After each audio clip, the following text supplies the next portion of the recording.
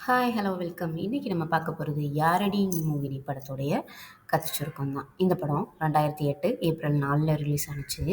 இந்த படத்தோடைய director Mithran, music director D. Imman, Yuvan Shankar Raja, Dharankumar அப்படின்னு 3 பேருமே இந்த படத்துக்கு இசையமைச்சிருக்காங்க. இந்த படத்துல தனுஷ், நயன்தாரா நடிச்சிருக்காங்க. சரண்யா மோகனும் நயன்தாராவுடைய தங்கச்சியா நடிச்சிருக்காங்க.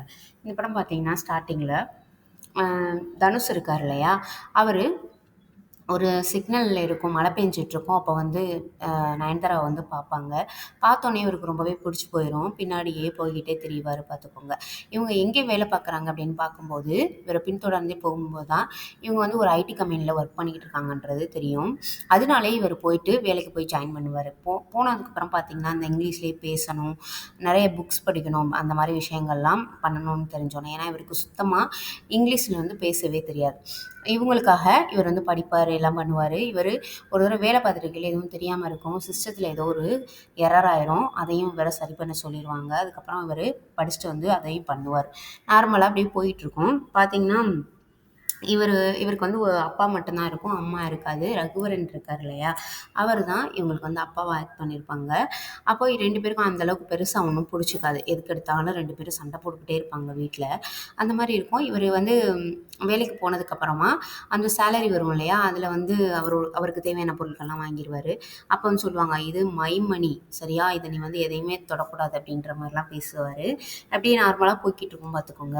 இவர் வந்து நயன்தாராவ லவ் பண்ற விஷயம் ரகுவரன் அவருக்கு வந்து தெரியும். ஸோ, அவங்க கிட்ட போய் பேசலாம் அப்படின்னு சொல்லிட்டு ஆஃபீஸ்ல போயிட்டு பேசுவாங்க. அப்ப நயன்தாரா வந்து சுத்தமா வந்து புடிக்காது நயன்தாராவுக்கு. தனுஷ வந்து புடிக்காது. அதனால ஏதோ ஒரு சந்தர்ப்ப சூழ்நிலையில சும்மா அப்படி கைய பிடிச்சு இப்படி இழுக்கும்போது என்ன ஆயிரும்னா, தெரியாம நயன்தாராவோட கைய போயிட்டு ரகுவரன் அவருடைய கன்னத்துல போய் பட்டுரும். அப்போ வந்து அவருக்கு என்ன ஆகுதுன்னா, ஒரு மாரி அந்த இடத்துல அசிங்கமா போயிரும் எல்லார் முன்னாடியும். அப்ப அவரு வீட்டுக்கு போயிருவாரு. பார்த்தீங்கன்னா, அவருக்கு ஆல்ரெடி ஹார்ட்ல ஏதோ ஒரு பிரச்சனை இருந்திருக்கும். ஸோ, அவர் வந்து இறந்து போயிருவாரு. ஆனா, அவர் இறந்து போனதுக்கப்புறம் தனுஷ்க்கு என்ன பண்றதுன்னே தெரியாது. ஒரே இடத்துல இப்படி உட்காந்துட்டே இருப்பாரு, அப்பா இல்லாம. அதோட அவர் ஃப்ரெண்டு தான் என்ன பண்ணுவாரு, "நீ இங்க இருந்தா சரிப்பட வர மாட்ட. நீ என் கூட கிராமத்துக்கு வா" அப்படின்னு சொல்லிட்டு கிராமத்துக்கு கூட்டிட்டு போவாரு. அப்பதான் "என்னுடைய அத்தை பொண்ண நான் உனக்கு காமிக்கிறேன். அவள தான் நான் கல்யாணம் பண்ணிக்க போறேன்" அப்படின்னு சொல்லிட்டு அவங்களுக்காக வெயிட் பண்ணுவாங்க. கொஞ்ச நேரம் பார்த்தா, நயன்தாரா தான் ஓடி வருவாங்க. கைய பிடிச்சு தூக்கி விடுவாரு. அந்த கல்யாணம் பண்ணிக்கிற போறவரு ட்ரெயினுக்குள்ள. அப்பதான் இவருக்கு வந்து தெரியும், ஓ! இவங்க தான் இவங்க அத்தை பொண்ணா அப்படின்னு சொல்லிட்டு, அவரு பாட்டுல போய் இருப்பாரு. அப்ப நயன்தாராவுக்கு தான் தனுஷ பிடிக்காது இல்லையா? ஸோ திட்டுவாங்க.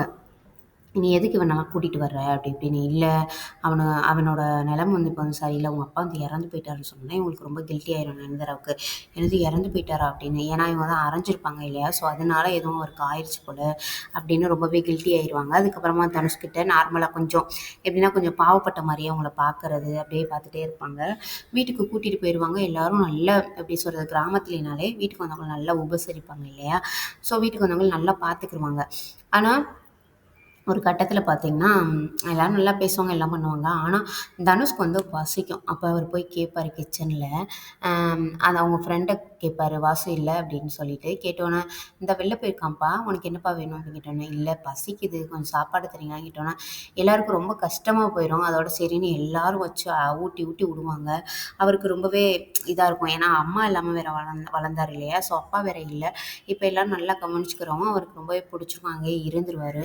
இது பார்த்தீங்கன்னா, நயன்தாராவுக்கு கொஞ்சம் கொஞ்சமா வரும். அவங்களுடைய கில்ட்டினஸ் என்ன ஆயிரும்னு பார்த்தீங்கன்னா, தனுஷ் மேல லவ் வர ஆரம்பிச்சிரும். இவங்களும் அதுக்கப்புறம் லவ் பண்ண ஆரம்பிச்சுருவாங்க. அப்படியே போயிட்டுருக்கும். நயன்தாராவோட தங்கச்சியா வந்து சரண்யா மோகன் ஆக்ட் பண்ணியிருக்காங்க இல்லையா? அவங்க என்ன பண்ணுவாங்கன்னு பார்த்தீங்கன்னா, அவங்க வந்து சின்ன பிள்ளை. ஒரு 16 வயசு அந்த மாரி தான் இருக்கும்.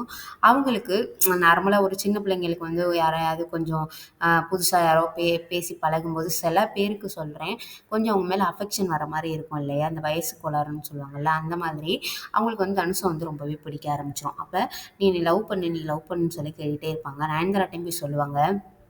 நான் வந்து அவர லவ் பண்றேன் அப்படின்னு சொல்லுவாங்க. அதோட நயன்தாராக்கு ஒரு மாரி ஆயிரும். "என்னது லவ் பண்றியா? லூசாடி நீ" அது இதுன்னு சொல்லி திட்டுவாங்க. "போ எனக்கு அவர ரொம்ப புடிச்சிருக்கு" அப்படின்ற மாரி சொல்லுவாங்க. இது என்ன ஆயிரும்னு பார்த்தீங்கன்னா, நயன்தாராவும் தனுஷும் அ ந நைட்ல போயிட்டு தனியா போய் நின்னு பேசிட்டு இருப்பாங்க. அப்ப தனுஷ் சொல்லுவாரு, "இல்ல உங்களால ஒண்ணும் எங்க அப்பா இறந்து போல.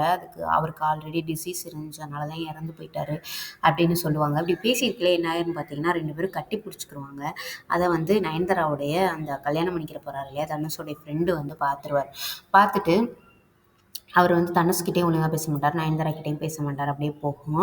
என்ன ஆயிடும்னு பார்த்தீங்கன்னா, அவங்க வீட்ல ஒரு பாட்டி ஒண்ணு இருக்கும். எப்ப பார்த்தாலும் தனுஷ பார்த்து திட்டிக்கிட்டே இருக்கும், அடிச்சுக்கிட்டே இருக்கும். அந்த பாட்டி என்ன ஆயிடும்னு பார்த்தீங்கன்னா, கொஞ்சம் உடம்பு வேற சரியில்லாம இருப்பாங்க. இவங்க வீட்ல உள்ள எல்லாருக்கும் வந்து இந்த மாரி நயன்தாராவும், தனுஷும் லவ் பண்ற விஷயம் தெரிஞ்சோனே, என்ன பண்ணிருவாங்கன்னா, வெளில பத்தி விட்டுருவாங்க தனுஷ. "நீ மொதல்ல வெளில போ" அப்படின்ற மாரி. பார்த்தீங்கன்னா, வெளில போம்போது அந்த கிழவி என்ன பண்ணிரும் பார்த்தீங்கன்னா, அது முடியாம கிடக்கும்போது இவர் போய் நல்லா பார்த்துக்கிருவாரா, அதனால அவன வெளில பார்த்தீங்கன்னா நானும் போயிருவேன் அப்படின்னு சொல்லிட்டு அவர் கூடவே சேர்ந்து அந்த பாட்டியும் வந்து போயிடும். போயிட்டு அவங்க 2 பேரும் தனியா இருப்பாங்க. கிழவி வந்து திட்டிக்கிட்டே இருந்தாலும் ஏதோ சமைச்சு கிமைச்சு போட்டுட்டு அது பாட்டுல பார்த்துக்கிட்டு இருக்கும். தனுஷ் வந்து வேலைக்கு போவார் அந்த மாரி இருக்கும். திடீர்னு ஒரு நாள் பார்த்தீங்கன்னா, இவங்க ஃபேமிலி ஃபுல்லா அவர் வாசல்ல போய் நிக்கும். பார்த்தோன்னே இவர் அப்படியே ஷாக் ஆயிருவாரு. அப்புறம் தான் தெரியும் நயன்தாராக்கு வந்து இவர புடிச்சதுனால இவருக்கே கல்யாணம் பண்ணி வச்சிரலாம் அப்படின்னு சொல்லிட்டு தான் கூட்டிட்டு வந்திருப்பாங்க. அதோட இந்த படத்தையும் முடிச்சிருப்பாங்க.